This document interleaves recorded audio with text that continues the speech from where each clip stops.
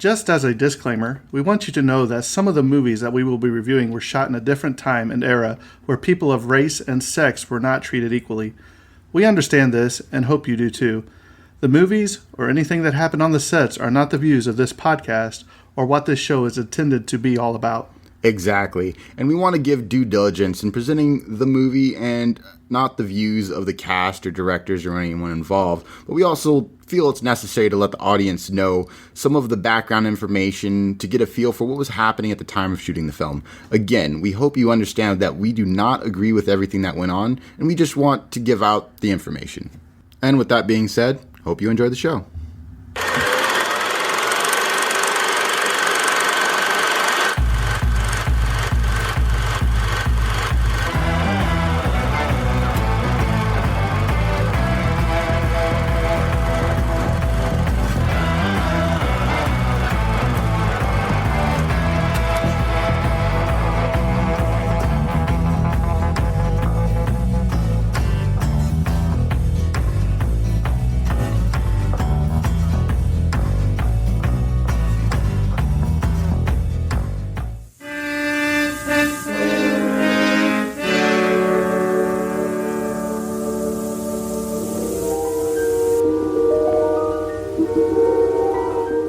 There is a fifth dimension, beyond that which is known to man.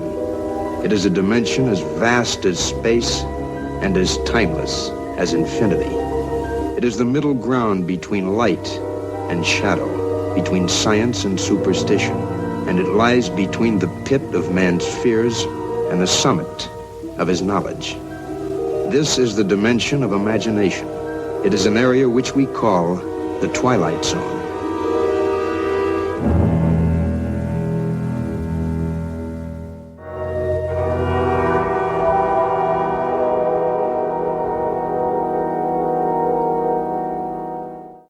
All right, guys, welcome back to our Twilight Zone continuation. Sorry, it's been a minute. Terence is in rare form today, so just be prepared. This is Season 1, Episode 2. The title was One for the Angels. This is such a good one. We'll talk about it here in a minute. Let's go ahead and get some of the, the homework out of the way, if you will. Yeah. The air date was October 9, 1959, directed by Robert Parrish. The writing credits was Rod Serling. The technical specs runtime was 25 minutes. That's what I love about Twilight Zone. It's just a little quick watches. And it gets a story so in depth in those 25 minutes. The sound mix was mono of the Westerex recording system. The color was black and white. Aspect ratio was 1.33 to 1. Negative format was 35 millimeter. The printed film format was 35 millimeter. And the cast. Rod Serling, as usual, was the narrator. Ed Wynn played Lou Bookman, and this guy knocks it out of the park. Oh, yeah, absolutely. Murray Hamilton played Mr. Death. Perfect. Dana Dillaway, Maggie Polanowski, Jay Overholtz, the doctor, and Merritt Bond, the truck driver. So we'll talk about this real quick. Yeah. So basically this starts up with a salesman, if you will, that's on the sidewalk selling. I mean, it starts off with like them little robotics things, you know what I mean? He's selling toys. Yeah, right? Yeah. So he's selling like those robotic toys, and you know, he ends up, it's like one of them old suitcases that open up, folds opens it up, and he's selling right out the and suitcase. then he just folds it up, you see him walking home. And you see this guy staring at him in the background. You're not really sure who he is or what he's doing, and it's actually Death. You come to find out it's Mr. Death. So, so now you see him walking home, and then you see him coming, and all the kids are coming. Hey, Lou, what you got for us, Lou? What you got for us? Yeah. And he's like, just remember, he's like, after supper at 6:00, there'll be the ice cream social. They're all interested in that. So I thought it was very ironic that they asked him what he was selling, and he's like, well, I got one for you. And he's giving away his product to these kids. He loves these kids. You can tell he loves these kids. He would do anything for these kids. Vice versa too. You can tell. Like the kids love him. Like you can tell he's been there before, and the kids love what he brings. Oh yeah. He's well known in the community too. You know what I mean? To have their parents trusting him out there with a stranger at a different time.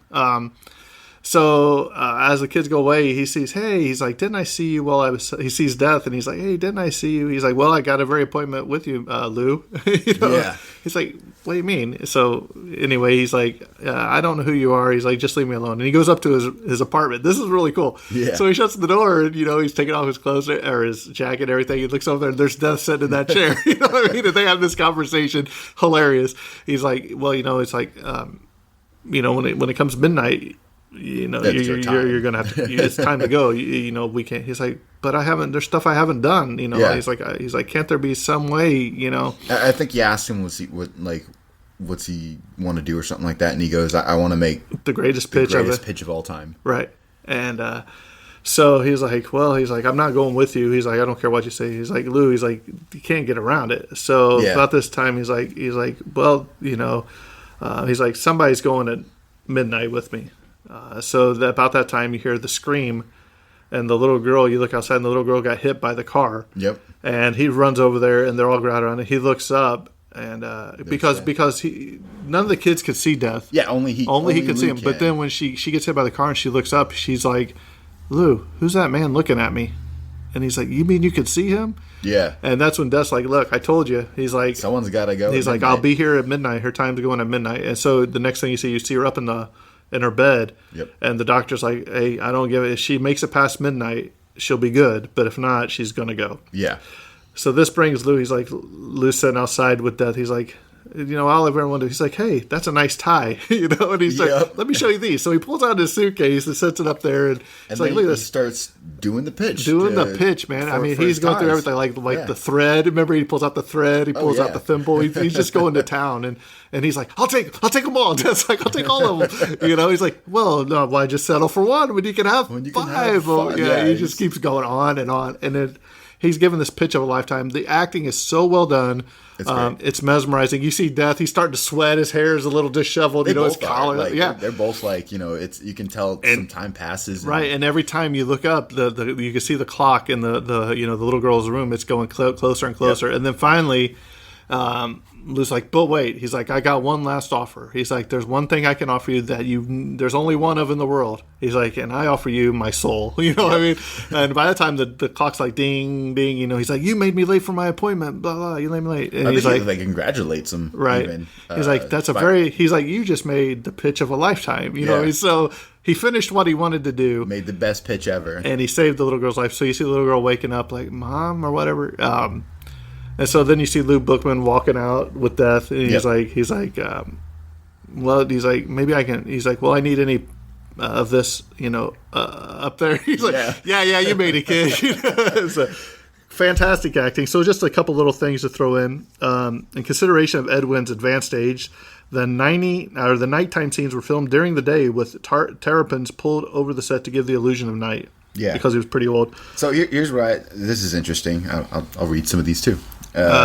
This episode takes place from July 19th to July 20th, 1960.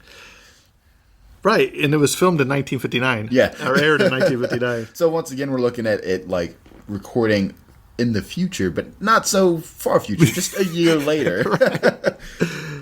Yeah, go ahead. Keep going. So Louis J. Bookman was born September 1890. Wow. Yeah. That's 100 years BT. Right. And if you haven't listened to the Casablanca episode, BT stands for Before Terence. So for the show, Rod Serling reworked an earlier teleplay of the same name that he had written for the mystery series Danger, which was from 1950 to 1955. The original version aired in 1954, which involves a pitchman trying to protect his brother from a pair of hitmen. Right.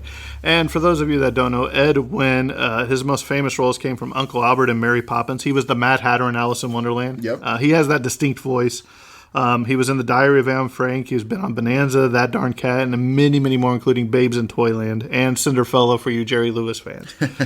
So, well, with that being said, this is going to be a short one. Like I said, these Twilight Zones, we get in, we talk about it, we get out. There's no goofing off. I mean, there's only like 30 minutes of show to talk about. Right. So, great episode. Be on the lookout for the next episode, the season 1, episode 3, coming soon. And with that being said, that's a wrap. And cut.